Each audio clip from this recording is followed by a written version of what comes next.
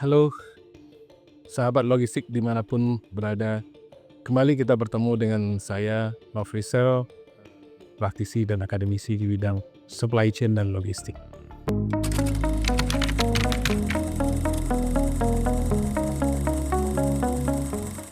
Para sahabat yang saya hormati, dalam beberapa hari belakangan ini kita mendengar dan sering membaca berita ataupun juga komentar-komentar satu hal yang sangat penting terkait dengan perang Amerika, Iran, Israel ya, yaitu tindakan dari pemerintah Iran yang membatasi Selat Hormuz ya sebagai urat nadi perjalanan pengiriman suplai minyak ke beberapa negara di dunia.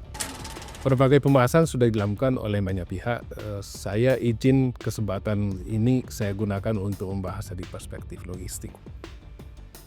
Para sahabat yang saya hormati, kita melihat bahwa di dalam pemikiran tentang logistik dan supply chain, kita berhadapan tiga hal pokok. Yang pertama adalah sourcing, sumber komoditi, sumber barang. Yang kedua adalah production atau operation. Yang ketiga adalah tentang distribusi.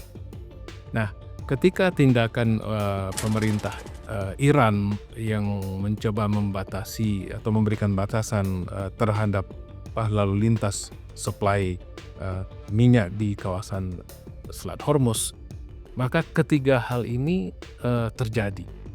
Artinya apa? Komoditi minyak yang ada di kawasan Timur Tengah yang konon dalam beberapa data menyebutkan bahwa terutama yang diproduksi oleh 6 negara teluk terutama, yaitu Arab Saudi, Uni Emirat Arab, kemudian Bahrain, Qatar, Kuwait, dan juga termasuk Iran gitu ya. Itu memiliki jumlah porsi sekitar 20-26% minyak dunia. Jadi kalau misalnya itu tertahan, maka otomatis akan ada impact kepada sirkulasi dan perjalanan minyak dunia. Kembali ke tadi, jadi ketika terjadi penutupan ataupun pembatasan kapal-kapal melalui Selat Hormuz itu, maka komoditi atau minyak itu tidak bisa berjalan. Itu yang pertama. Yang kedua, operation atau operasi dari penyulingan minyak dan segala macam barangkali juga akan terganggu. Dan pastinya adalah distribusi melalui logistik yang selalu dalam hal ini melalui kapal-kapal juga tertahan. Jadi itu yang kondisi yang terjadi secara supply chain perspektif lah ya, jadi perspektif global supply chain. Nah, apa impact-nya kepada dunia logistik dunia secara keseluruhan? Jadi para sahabat, ketika misalnya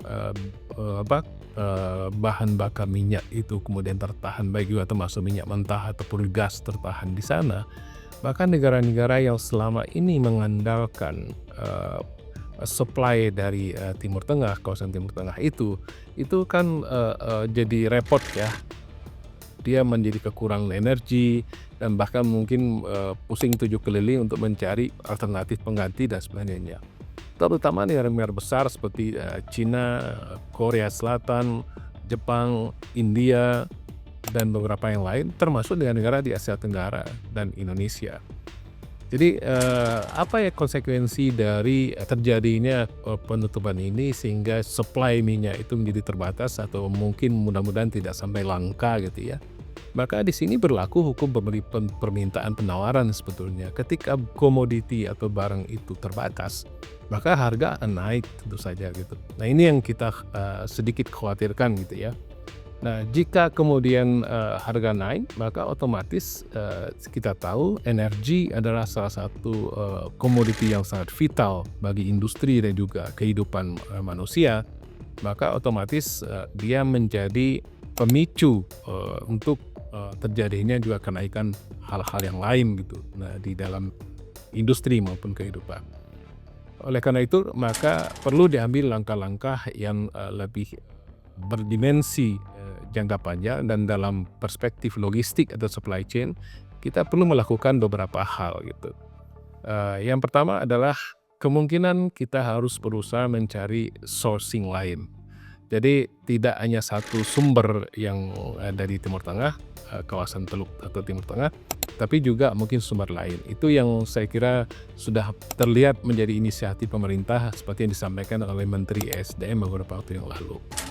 Yang kedua adalah bagaimana kita merevitalisasi dan mencari di dalam negeri sumber-sumber energi lain, energi terbarukan, dan juga mungkin pemanfaatan kendaraan-kendaraan EV gitu ya, electronic vehicle, untuk menggantikan hal-hal seperti itu. Itu juga bisa dilakukan dan harus sudah dimulai untuk kita lakukan itu. Dan kemudian yang ketiga adalah kita kan sebenarnya walaupun kita sekarang menjadi importir minyak gitu ya, tapi sebenarnya bukan tidak berarti tidak ada di Indonesia. Jadi kita juga masih punya minyak cadangan barangkali ya yang dimiliki oleh negara. Di mana kemudian cadangan itu mungkin perlu kita manage. Kalau secara logistik kita perlu bangun semacam hub storage gitu yang cukup besar gitu ya, yang bisa diperkirakan mampu memenuhi kebutuhan energi berbasis minyak itu untuk rakyat kita atau industri kita dalam kurun waktu berapa lama. Nah, ini mungkin kalkulasinya harus kita lakukan. Nah, itu secara keseluruhan dari sisi komoditinya.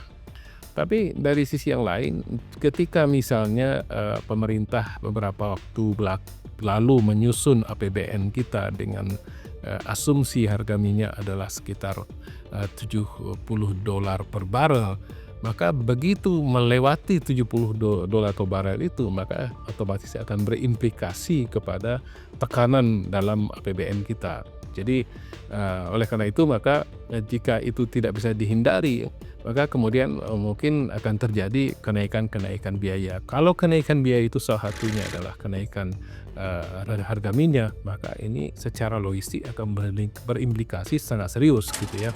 Sangat serius dalam pengertian begini. Saya ambil contoh misalnya kita mengelola trucking company ya. Jadi kalau kita lihat komposisi biaya yang dihitung atau digunakan oleh perusahaan-perusahaan trucking, itu hampir 40% itu adalah biaya BBM. Jadi kalau biaya BBM-nya naik, maka otomatis dia akan menekan struktur cost sebuah perusahaan. Dan oleh karena itu maka itu akan memberikan dampak cukup signifikan pada tekanan komposisi biaya dan pendapatan perusahaan. Nah, tidak hanya kepada perusahaan penyedia jasa logistik, tapi industri atau manufaktur juga harus kita antisipasi. Kalau misalnya terjadi kenaikan harga BBM yang cukup signifikan, maka mungkin industri juga akan melakukan penataan kembali hal-hal yang terkait dengan penggunaan energi atau BBM dalam produksi mereka.